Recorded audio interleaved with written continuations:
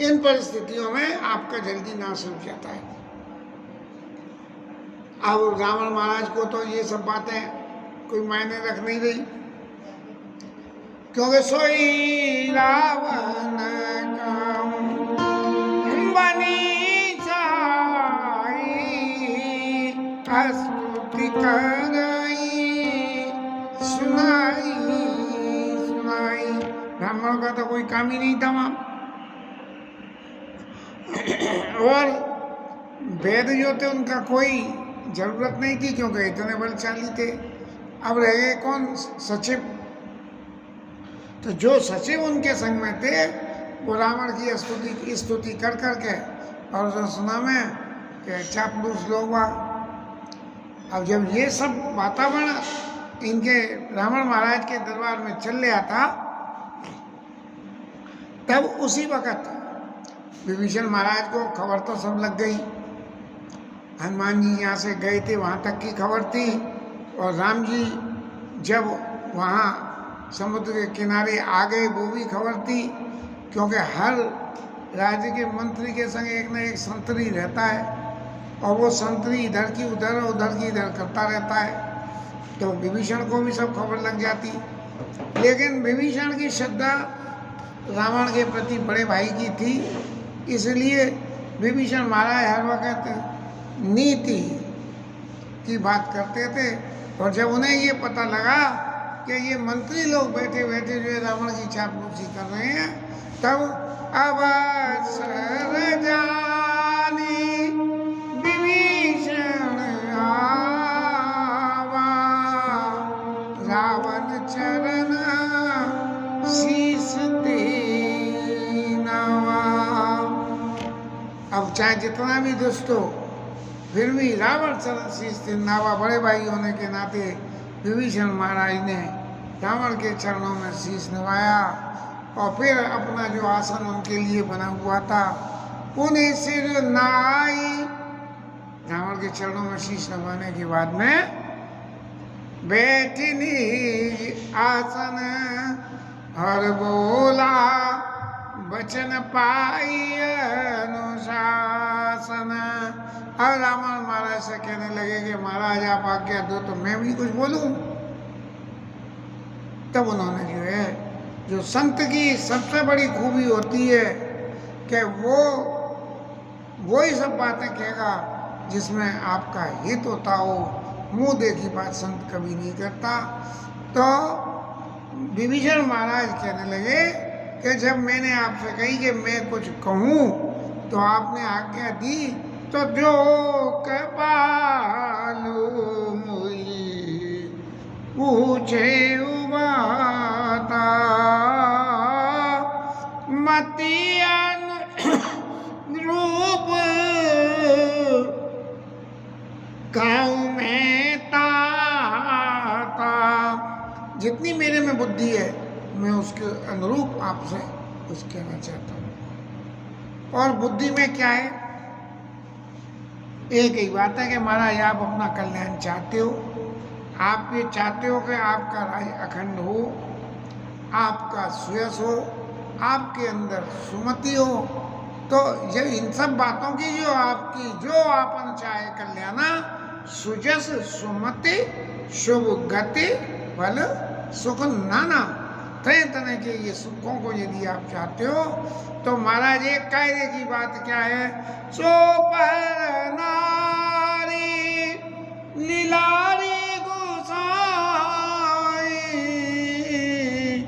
तजिया चौथ के चंद्र की नाई। तो जो किसी की स्त्री है, किसी की पत्नी है, तो वो उसको ऐसे अपने पास कभी नहीं रखे। और तजिए चौथ के चंद्र की नाई, जैसे चौथ के चंद्रमा को दर्शन नहीं करा जाता है, और जब निकल आते हैं तो उनकी पूजा करी जाती है, बिना पूजा करे दर्शन नहीं करते हैं। तो तजिए चौथ के चंद्र की नाई। और महाराज ये तो बात रही जो आपने अपहरण करके सीता मैया को ले आए हो उसकी बात। लेकिन एक बात और भी है कि सो पर नार लीलार तजिए चौथ के चंद्र की नाई। 3 लोग 14 भुवन में एक ही भगवान होते हैं, और उसका किसी भी तरह से यदि आप द्रोह करो तो उससे आपका कल्याण नहीं हो सकता है। इसलिए गुण सागर लोग वह क्या कहते हैं कि अल्प लोभ बल कहीं न को, कि थोड़ा सा ये लोग के दूसरे की स्त्री को हरण करके और हम अपने मन का संतोष करा लेंगे, ऐसा या राम को इंसान मान के हम अपने मन का संतोष करा लेंगे, ये आपका छोटा लोभ है। और जो गुणी लोग होते हैं वो बड़ा लोभ तो करते हैं, और फिर बड़े लोग में बड़ी बात हो जाती है, लेकिन छोटा लोग कभी नहीं करते हैं। महाराज एक बात आप ध्यान दे के जरा सुने कि काम क्रोध मद लोभ सब नाथ नरक के बंद, सब परि हरि रघुवीर बजऊ बजई। काम क्रोध लोभ मोह मद इन सब को छोड़ के भगवान जी है राम का भजन करो। और भजन करने की मैं क्यों कह रहा हूँ, इसका भी एक कारण है। तात राम नहीं नर भूपाला, भुवनेश्वर कालौ कर काला। राम जी मनुष्य रूप में राजा के लड़के नहीं है, तो अखिल भुवन के नायक है, भुवनेश्वर, और काल के भी काल हैं। और 300 तात ताई भयर तजी नाई माता। ऐसे राम जी महाराज को उनसे बैर न करो, और बैर का परित्याग करके उनके चरणों में से नवाओ। और ताही बैर तजी नाई माता, तात राम नहीं नर भूपाला, भुवनेश्वर कालो कर काला। ब्रह्म जाम नाम अज भगवंता, व्यापक अखिल अनादि अनंता। गोद धेनु देव हितकारी, कृपा सिंधु मानुष तनुधारी। जन रंजना भंजन खल व्राता, ताई बैर ततिना प्रणतारति भंजन रघुनाथा। बड़ी नीति की बातें कही कि भगवान का कोई दूसरा सब्स्टिट्यूट नहीं है, और देवता और गाय और पृथ्वी की रक्षा के लिए भगवान आते हैं। इसलिए उनसे बैर का परित्याग करके उनके चरणों में सिर नवाओ, और नवाओ सो नवाए। एक और का देवनाथ प्रभु का वे देही, और राम जानकी मैया को राम जी को वापस दे दो। देवनाथ प्रभु का वे देही, और भजऊ राम बिनु हेतु सने। बिना अपने किसी मतलब को सिद्ध किए राम जी के स्वभाव ऐसा है कि वो जो है अपने भक्तों का हित करते हैं, और तुम उनसे बैर ले रहे हो तो बैर मत लो, जानकी मैया को उन्हें वापस कर दो। और एक उनके स्वभाव की बात रावण महाराज और सुनो कि शरण गए प्रभु ताई न त्यागा, विश्व द्रोह कत अग जेई लागा। सारे संसार से द्रोह करने का पाप जिसके मुट्ठी मड़ा हुआ है, यदि ऐसा व्यक्ति जाके भगवान की चरणों की शरण ले ले तो भगवान उसका भी परित्याग नहीं करते हैं।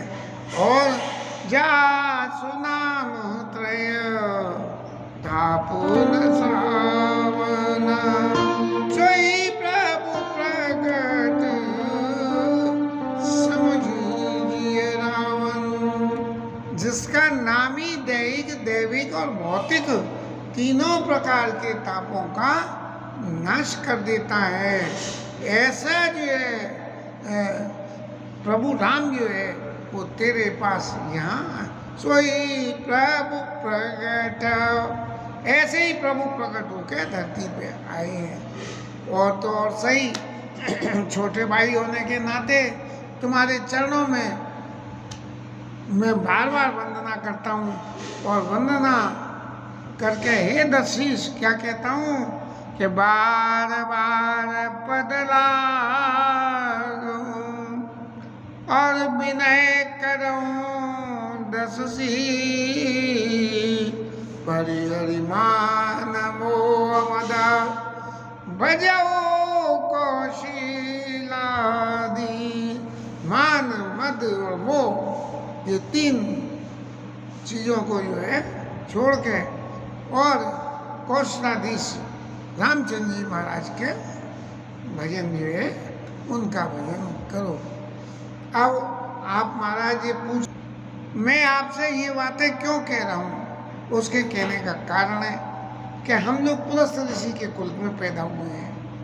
और पुलस्त ऋषि ने जब ये सब बात कि राम जी के जो प्रताप प्रभाव की बातें हैं ये अपने एक शिष्य के समय मेरे पास कहला के भेजी कि विभीषण रावण तो द्रोह में नहीं मानेगा, लेकिन तुम ये समझ लेना कि जासु नाम सावन सोई प्रभु प्रगट समझ जिय रावण।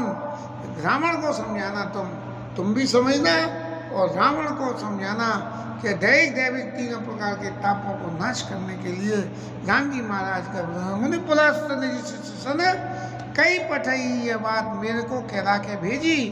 तब मैंने तुरंत ही आपके पास आया हूँ, और आके तुरंत सो मैं प्रभु संग कही पाई सुअवसर तात, आपके पास में बैठ के और ये अनुचित अवसर देख के कि ये लड़ाई शुरू होने वाली है, तो लड़ाई शुरू होने से पहले ही यदि समझौता हो जाए तो अच्छा होता है। लेकिन जब मारकाट हो गई तो फिर तो जो कुछ होना होगा वो होगा, फिर कोई समझौता नहीं होता है।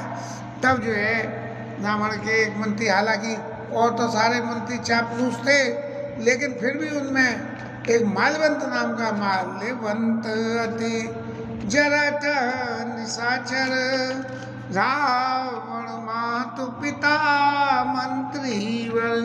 रावण के लिए माता पिता की उम्र का था और मंत्री भी था। तात अनुज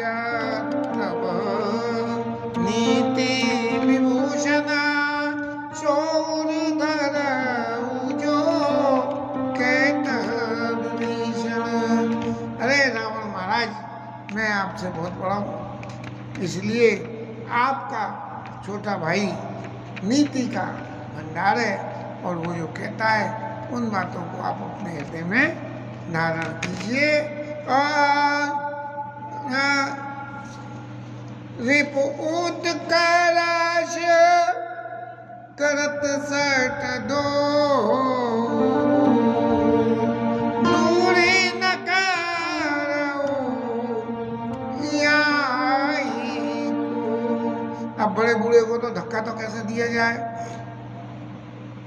तो रावण ने कही कि ये दोनों मिलकर मेरा छोटा भाई और ये बड़ा बूढ़ा मेरा मंत्री जो मेरे पिता के समान है, मेरे दुश्मन के गुणों का गान कर रहे हैं, इसलिए इनको मेरी आंखों के सामने से हटा दिया जाए, ऐसा कहा। अब जब इतनी बेइज्जती होने लगी तब वो जो है रावण माल्यवंत महाराज तो अपने घर चले गए। लेकिन एक सांसारिक जीव और एक संत, इन दोनों का फर्क यही होता है कि संत कभी भी सामने वाले का अहित होता देख के देख नहीं सकता है। इसलिए माल्यवंत महाराज तो चले गए कि मेरी बला से भैया तुम कुछ भी करो, लेकिन विभीषण महाराज नहीं गए, और वो रावण को पुनः पुनः समझाने लगे और हाथ जोड़ के कहने लगे कि महाराज रावण, आप एक बात तो समझो, आपने जीवन में जो कुछ पाया है उसको चैलेंज तो मैं नहीं करता हूँ, लेकिन ये बात निश्चय है कि इस संसार में कुमति सुमति सबके ओर बसई, नाथ पुराना निगम अस कई। आप महाराज अपने मन में समझते हो कि आप ही बहुत चतुर हो, तो ऐसी बात नहीं है।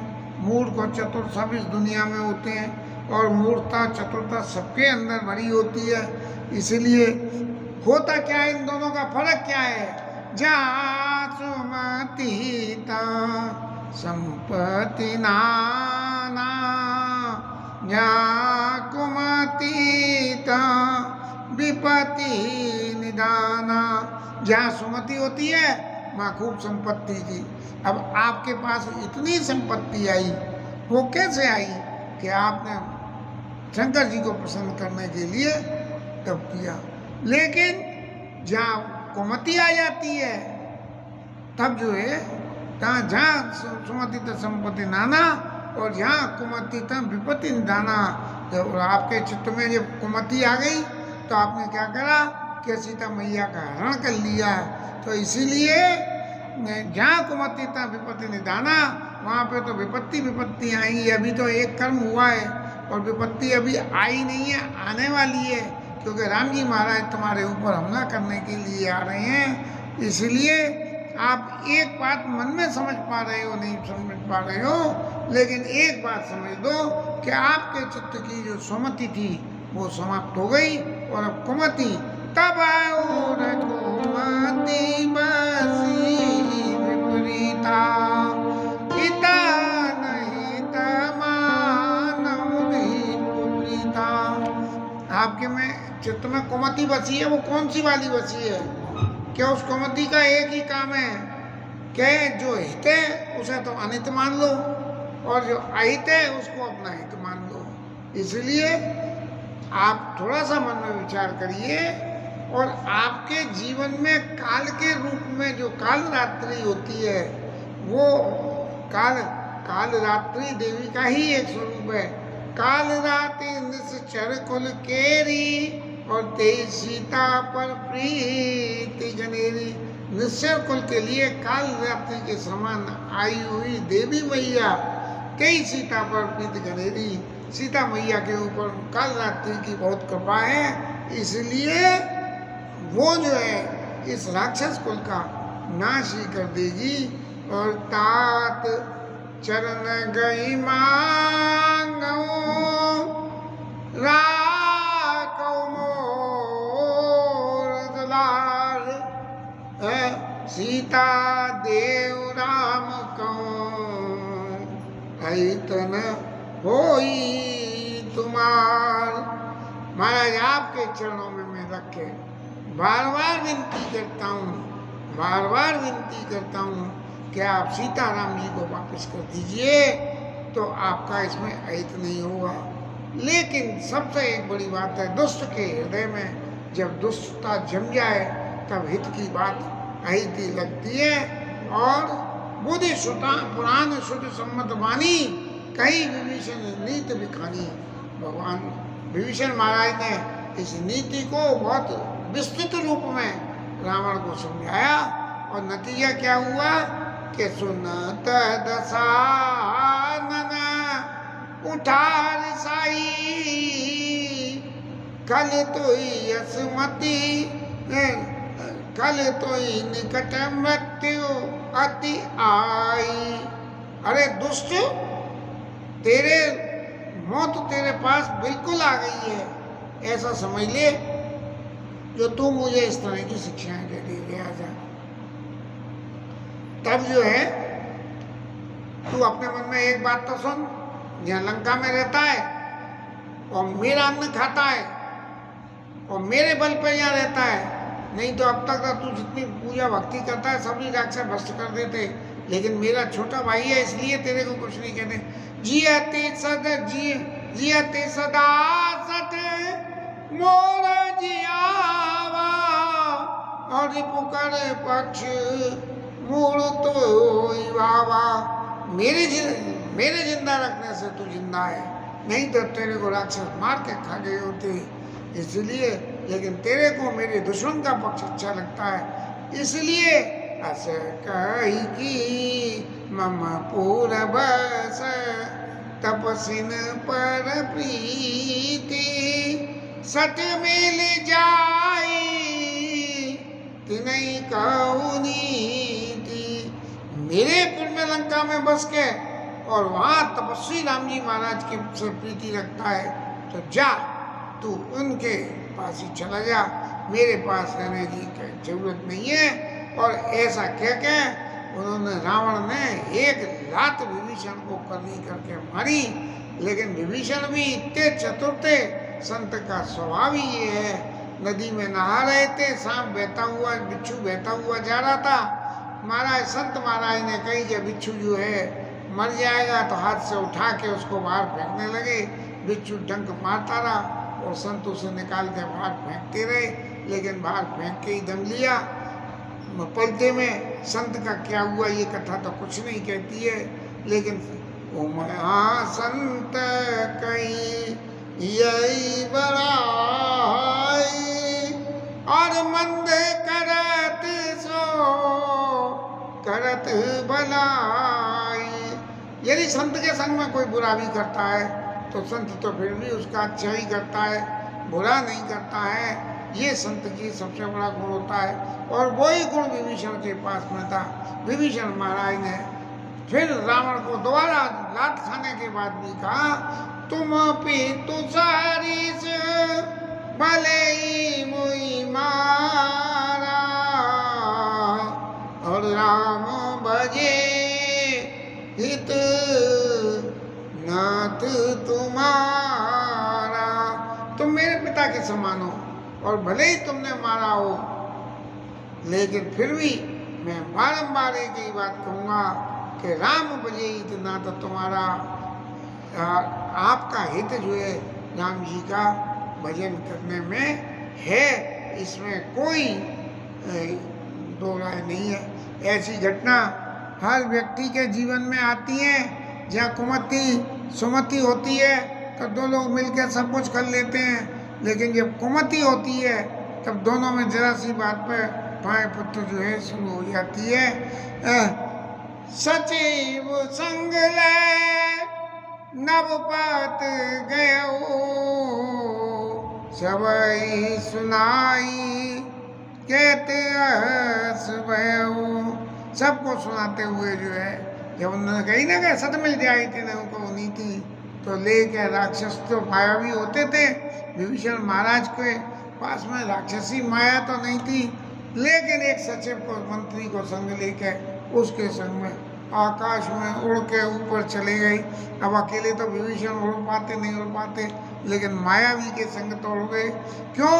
कि उस मायावी की समझ में आ गई थी कि राम जी के पास जाने में हित है, तो वो आकाश मार्ग से उड़ा के और रावण की सभा में से पैदल चल के लंका से बाहर निकल के जाते तो ये गुंजाइश थी कि कोई राक्षस या हमला करके उनको नुकसान पहुंचाता। इसलिए सचिव संग ले नवपद गयो और सभी सुनाई कहते, ऊपर जाके बोले, नीचे नहीं बोले, नहीं नीचे ही गला काट देते। रावण महाराज ने लात मार दी। इसलिए राम सत्य संकल्प प्रभु सभा काल बस तोर मैं रघुवीर शरण अब जाऊं देव को। अरे रावण तेरी सभा काल के वशीभूत हो गई है और तुम खुद भी काल के वशीभूत हो, इसलिए मैं काल के वशीभूत नहीं हूँ, तो मैं राम जी के पास जाना चाह रहा हूँ। और पीछे मुझसे ये मत कहना कि घर को वेदी लंका ढाए, ऐसी बात लोकाचार में तो बन गई, लेकिन पीछे यदि तुम्हारा कोई अहित हो जाए तो ये मत कहना कि ये सारी जो है मेरे विरोधी विभीषण नहीं करी है जिससे मैंने लात मारी है। सवा काल बस तो मैं रघुवीर शरण अब जाऊँ देव जन कोई, ऐसा कह के विभीषण महाराज वहाँ से जा रहे हैं। और जाते जाते जो भगवान के सतत भजन करने वाले व्यक्ति होते हैं वो तो किसी भी काम को जाएं भगवान का भजन ही करते रहते हैं। इसलिए हंस कही चला विभीषण जवई आयु नवई सब तवई राक्षसों की तो उम्र वहीं खत्म हो गई। बोले विभीषण महाराज चले गए, अब क्या रखा। जिनकी नीति के, धर्म के, जिनके विचार की वजह से, जिनके आचार विचार की वजह से रावण का राज टिका हुआ था, वो ही जब रावण को छोड़ के चले गए तो रावण के तो पूरे लंका वासियों के लिए आयुहीनता हो गई कि अब ये बहुत जल्दी मरने वाले हैं। और लेकिन एक बात हमारे गोस्वामी जी मारते हैं, साधु अवज्ञा तुरंत भवानी और कर कल्याण अखिल के हानि। साधु की यदि कोई अवज्ञा भी करे, उसको कितना भी तांस दे, तो साधु का तो उल्टा कल्याण ही होता है, क्योंकि भगवान के चरणों में उसकी प्रीति बढ़ जाती है। लेकिन साधु की अवज्ञा होने से अखिल के हानि, इस संसार में ये नुकसान हो जाता है। लोग कहते हैं कि लो साहब विभीषण महाराज कितना भजन करते थे, रावण की लात खाई। अरे रावण की क्या औकात थी, तो ऐसे लात करनी पड़ती है। तो संसार का तो हित होता है, लेकिन साधु का तो हित होता है। और इस तरह से रावण का सारा वैभव जो टिका हुआ था वो विभीषण की वजह से टिका हुआ था। लेकिन विभीषण चला गया, भयो वैभव बनता वो भागा, रावण का जो है सारा वैभव चला गया। और यहाँ विभीषण महाराज तो मन में बड़े खुश होते हुए कि सुनाऊं पवन सुत रानी हमारी। हनुमान जी से क्या कहा कि महाराज मैं लंका में कैसे रहता हूँ, जिमि दसनानी जीव विचारी। जैसे ये जीव दांतों के बीच में रहती है, जरा इधर उधर जीव गई और दांत फौरन उसे काट देते हैं। जीव की सबसे बड़ी खूबी ये है, लेकिन जीव में वो खूबी है कि जरा उल्टा सीधा बोलते तो सामने वाला 3200 दांत भी उसके तोड़ सकता है, 3200 को एक मुक्के में झड़ जाते हैं। लेकिन जीव की कमजोरी भी है कि दांतों के बीच में रहती है तो इधर उधर जा नहीं सकती है। ऐसे ही विभीषण महाराज दांतों के बीच में रहते थे, कहीं जा नहीं सकते थे। लेकिन अब मौका मिल गया विभीषण महाराज को, और चले राम जी की शरण में, और मन में विचार करते जा रहे हैं, देखिया जाई चरण जल जाता। भगवान के अब चरणों के दर्शन करने मामा मारीच गए, वो भी यही कह रहे थे, मम पाछे धरे दावत धरे सरासनवान छिन छिन प्रभु बिलो कियो धन्य न मोई समान। वो भी कह रहे थे कि भगवान मेरे पीछे बाण लेके भागेंगे और मैं मुड़ मुड़ के देखूंगा। ऐसे ही जो है विभीषण महाराज कह रहे हैं, देखिया जाई चरण जल जाता, चरण जल जाता, शीतल सोबग भगत सुख दाता। भगवान के चरण शीतल है, भक्तों को सुख देने वाली है। मैं अब उन चरणों के दर्शन करूंगा। और फिर भगवान के गुणों की चर्चा करते हुए कि गौतम की पत्नी जिनकी दर से तर गई थी, दंडक कानन जिसने बन पवित्र कर दिया जिनने, और जिन चरणों को जानकी मैया हृदय में धारण करके जैसे कपट के मृग के पीछे राम जी भागे थे, उनका सतत भजन करती हैं। और वो भगवान के चरण जो शंकर जी महाराज के हृदय में विराजमान होते हैं, आज मेरा भाग्य इतना उदय हो गया कि मैं जाके उन चरणों के दर्शन करूंगा। और फिर जिन पायन के पादुकन भरत रहे मन लाए, ते पज आज बिलो कियो इन नैनन उजाई। इनके भैया भरत जी जिनके चरणों की पादुकाओं का, भगवान के चरणों की मानता का वर्णन करते करते ही ऐसे प्रेम मगन हो गए,